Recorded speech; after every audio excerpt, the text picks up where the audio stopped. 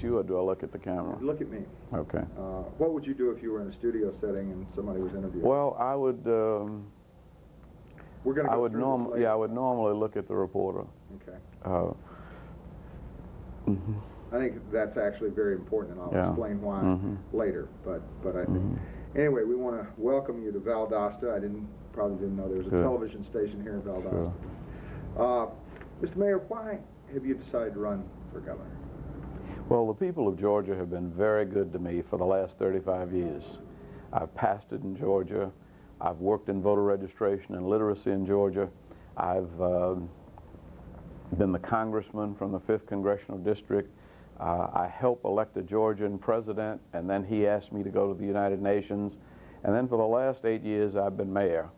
And everything I've done has been successful beyond my wildest imagination. And I don't want to quit. I think I know how economies develop. I think I know how to create jobs. I think I know how to deal with problems of educating our young people. I think I've learned some things about how to cope with crime. And I would like to put them to work for the people of Georgia for the next 4 years. And if they give me an opportunity, I guarantee them I'll do a good job. Very good. You mentioned the economy and what you've tried to do here in Atlanta, or in your city of Atlanta. I guess my fundamental question is, well, many people say that there may have been an economic boom, but it's only benefited the wealthy, and it's only benefited the big business community. The question is, why is there so much poverty, and why is there so much disparity in income here in the Atlanta that you said was your economic miracle? Well, in the first place, we're not sure that there is a continuation of the same poverty. When I became mayor of Atlanta, there were less than 2 million people in the metropolitan area. Now there are about almost 3 million people in the metropolitan area. During that time, we've created about 685,000 jobs. Now, somebody's been getting those jobs. But because there are that many jobs, more and more people are coming to Atlanta seeking jobs. And more people are seeing this as a land of opportunity. Now, the poverty statistics that everybody refers to are really 1980 statistics. And we really won't know until 1990 how much impact I've had on the problems of joblessness and the poor. What we do know is that I did not have a trickle-down policy, that we set aside 35% of the work that was done by the city government for minority contractors.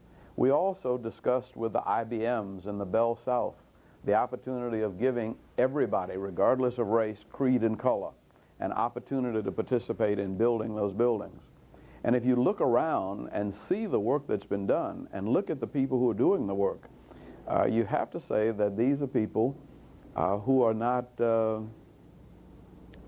who used to be poor.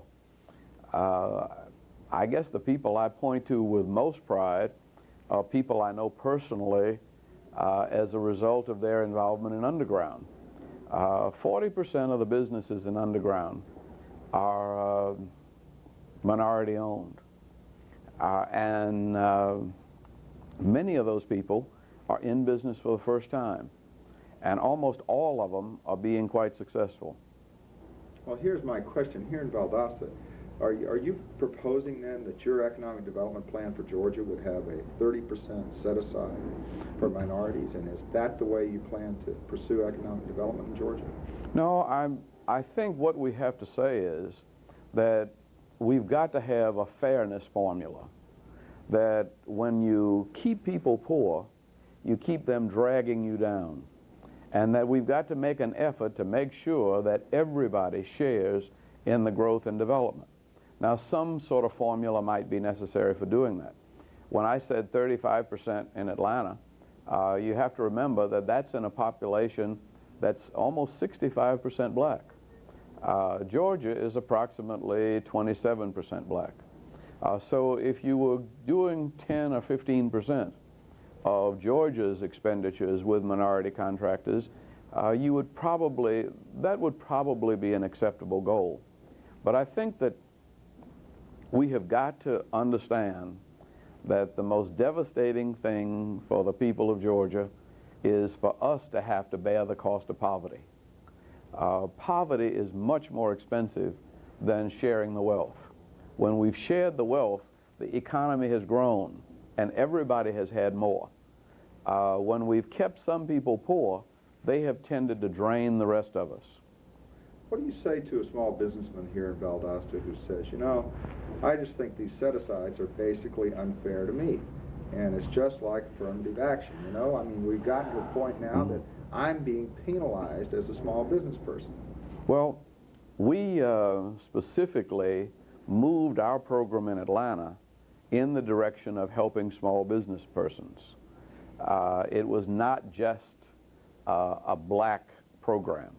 It was a program that sought to give all small business opportunities to share in government service.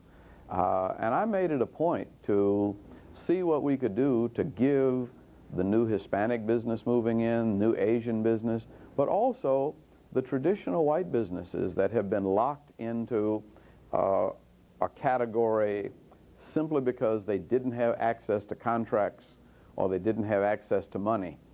We've worked to see to it that they too have a fair share, particularly female-owned businesses. Many times now, women are heads of households, and women are going into business on their own. And whether they're white or black, I think they need a little extra help just to get their foot in the door and have a fair opportunity. One more question on the economy. I mean, sure, it worked for Atlanta, and you had a lot of big businesses there, but how is your economic development approach going to work for rural Georgia? Well, it's going to work for rural Georgia very similar to the way it worked for Atlanta, because there were big businesses in Charlotte and in Jacksonville and in Birmingham. They didn't generate the kind of growth we've generated here.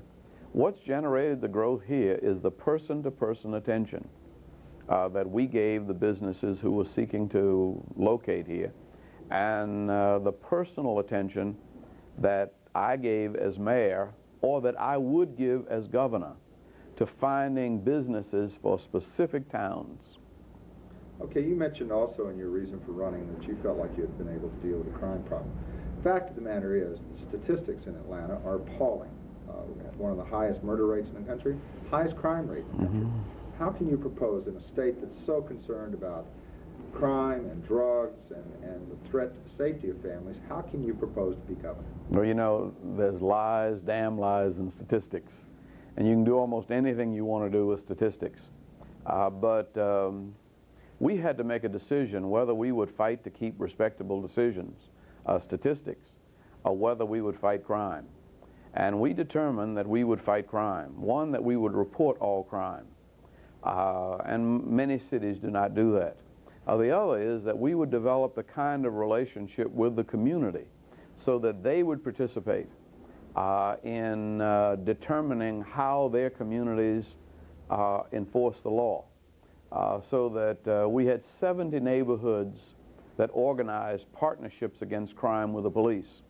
That meant the police agreed to reach any crime called in within 5 minutes, which meant that everybody called in. They not only called in for themselves, but they called in for their neighbors. That meant we made lots of arrests.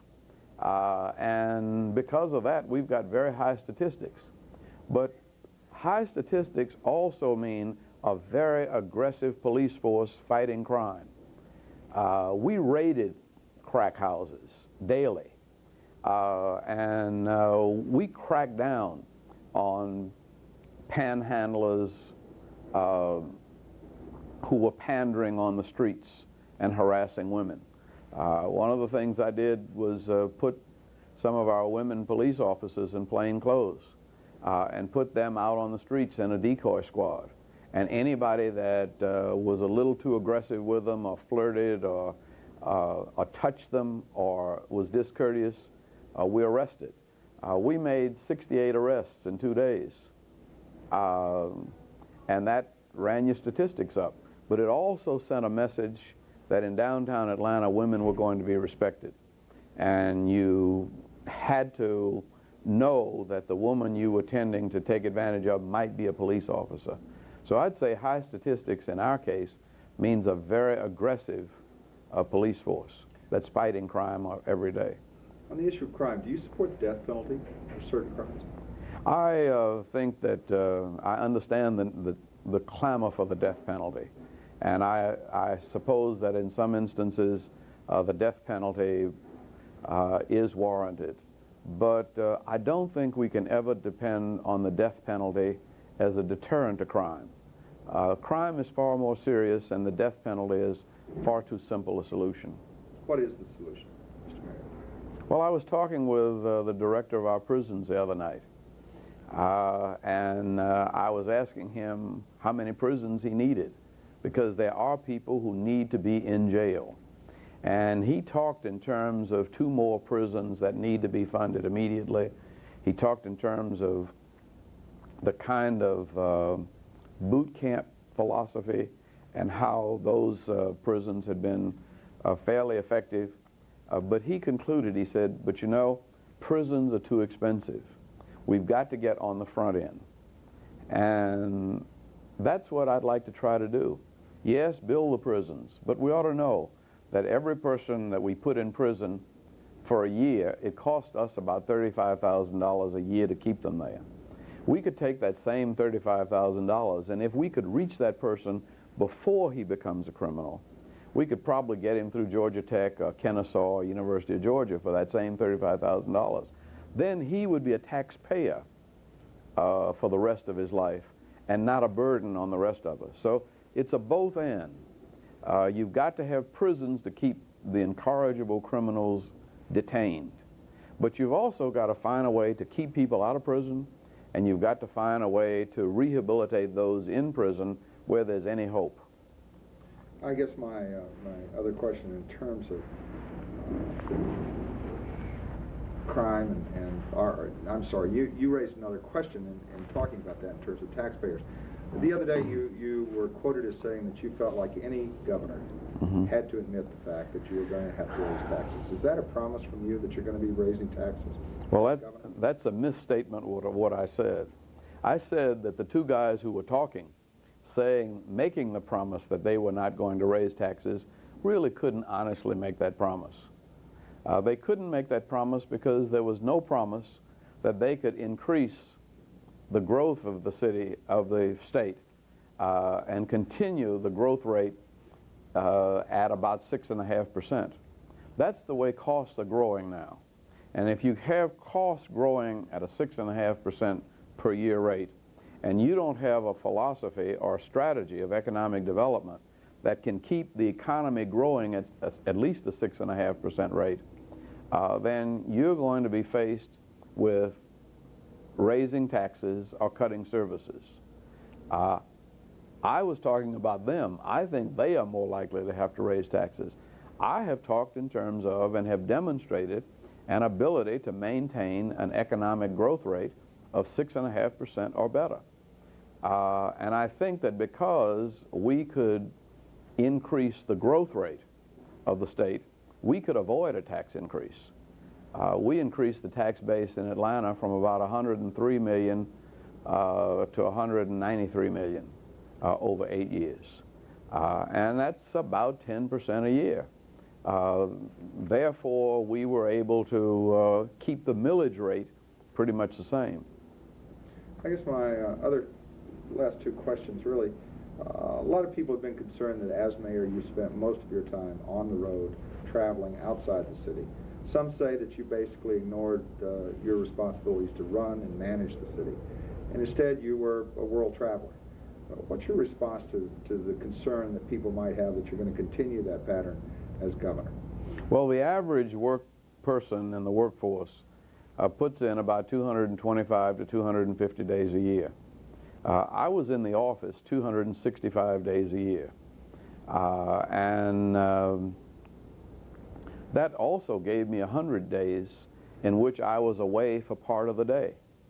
But during that period, we brought in about $80 billion worth of new investment. Now, when you do the mathematics on that, that adds up to about $100 million a day that I was gone. Now, I'm not claiming that I brought in $100 million every day I was gone, but I do say that my travel is directly related to bringing new airlines into the city, to bringing new business into the city, to bringing the Olympics to the state of Georgia. I think a governor is going to have to represent the state outside the state, but that doesn't interfere with the responsibility of having to manage the city. For instance, the last year I was mayor, I met with 152 businesses who wanted to locate in Georgia or do business in Georgia in my office. That's an average of 3 businesses a week. So I had to be there. And if I made a sacrifice, the sacrifice was made by my health and my family, because I didn't take weekends. I didn't have a vacation the whole time I was mayor. It seemed like every time I was ready to take off, there was a trade mission or a new airline or a new business opportunity. And I should say that my travel did not cost the taxpayers of Atlanta any money. My travel was paid for by the Chamber of Commerce, by the businesses that wanted me to travel with them to help them do business. So I'd say all in all, it was a very good investment. And if you don't have a governor that can travel and represent the state, all you're going to be doing is redistributing poverty. One of the governor's jobs is to attract wealth and to generate wealth. And that means going where money is. I guess my one question, though, is that last year you went where the money was and got over $108,000 for speaking fees while you were mayor, receiving your pay from the city of Atlanta to do the job here. And I think you were out of town probably 46 days giving speeches for money. Mm-hmm. Is that going to continue as governor? Well, it would probably be less, but the mayor's salary was about $50,000 a year when I got the job. And if people call you up and offer you $10,000 to make a speech, and you can get on a plane, make the speech, be back in the office by 10 o'clock the next morning, I don't think that made any difference to my performance as mayor. And almost everywhere I spoke, I was speaking at universities that were turning out very good students. I was speaking to business groups. I've got an invitation to speak now that I'm not particularly interested in, but it's 300 business executives, CEOs of major corporations. Amongst that 300, I'm sure there are a couple of dozen that have plans for plant relocations. So another way of looking at that is people were paying me to work for the citizens of Georgia. And anywhere I make a speech, I'm talking about Atlanta, I'm talking about Georgia, and I'm appearing in the news in those places in such a way that it builds goodwill for the city and state at no expense to the taxpayers of Georgia. Let me go back to one other question on crime and a concern about crime. What's your position on gun control, and do you favor restrictions on handguns? Well, I think every citizen has a right to bear arms to defend their homes and businesses. I think, though, we've got to find a way to keep these assault weapons out of the hands of irresponsible people. In fact, I would say that there's no place for assault weapons, not only in protecting your home, but certainly you don't want them out while you're shooting. Assault weapons are not hunting weapons. And my concern is that we've had a proliferation of weapons that serve no purpose but to attack our police officers. And I think those weapons have to be controlled. Let me ask one final question. You've got 4 opponents in the Democratic primary. Could you give us a comparison of why you think you're better and would be a better governor than a Roy Barnes, or Zell Miller, who served as lieutenant governor for 12 years, or Lauren McDonald, who's out of the state senate? Why Andy Young instead of those candidates?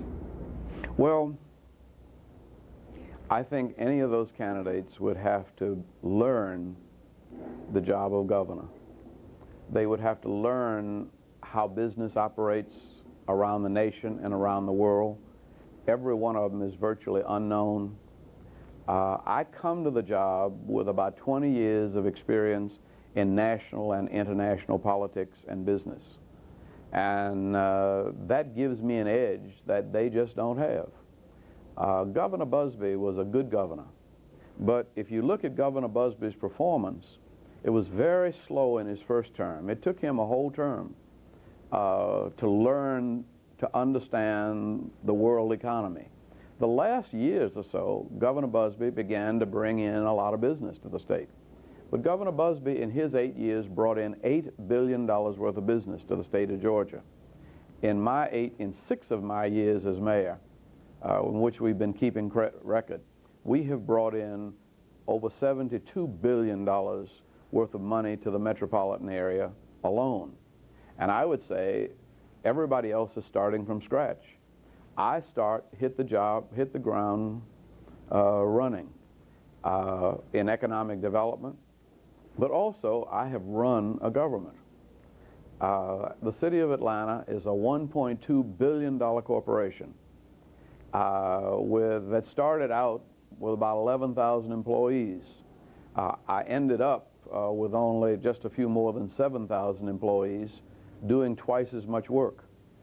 So in terms of some of the day-by-day problems of running a government, in terms of the opportunity to participate in the development of the economy, I just think I have had experiences that they have not had.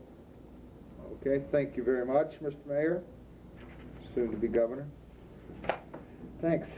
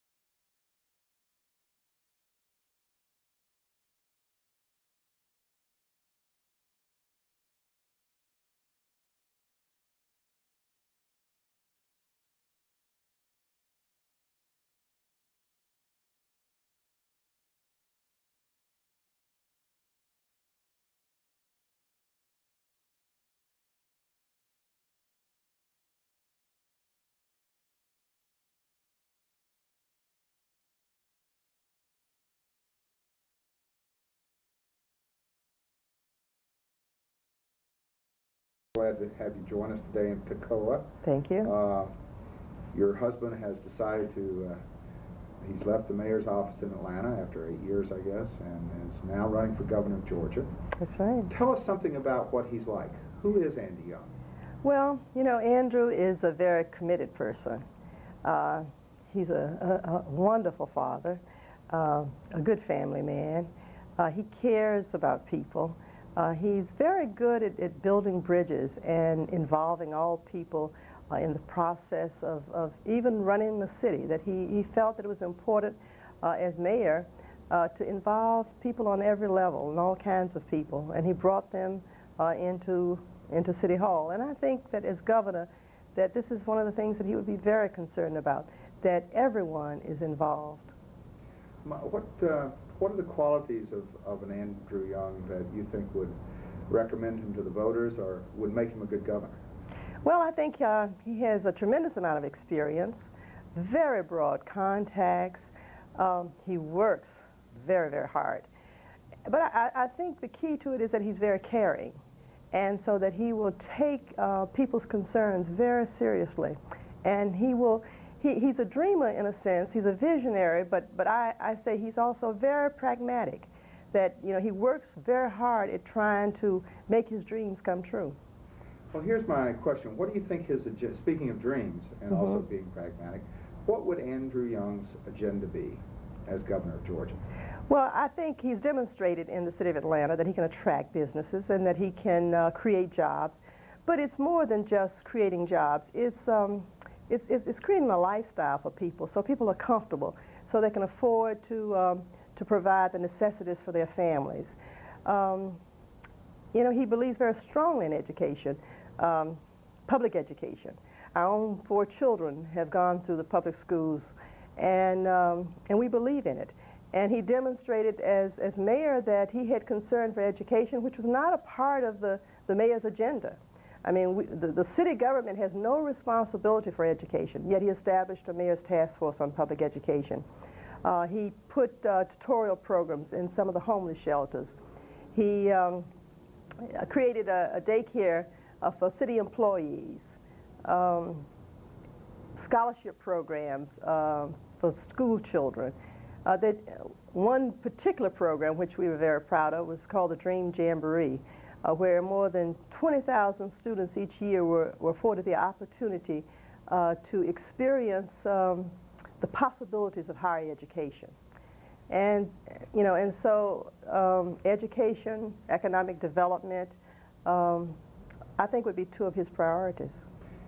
Given his concern and all the things he wants to do in either education or economic development, I read somewhere recently that he was proposing raising taxes. Is he going to be the kind of person who will raise taxes to fund these kind of compassionate programs?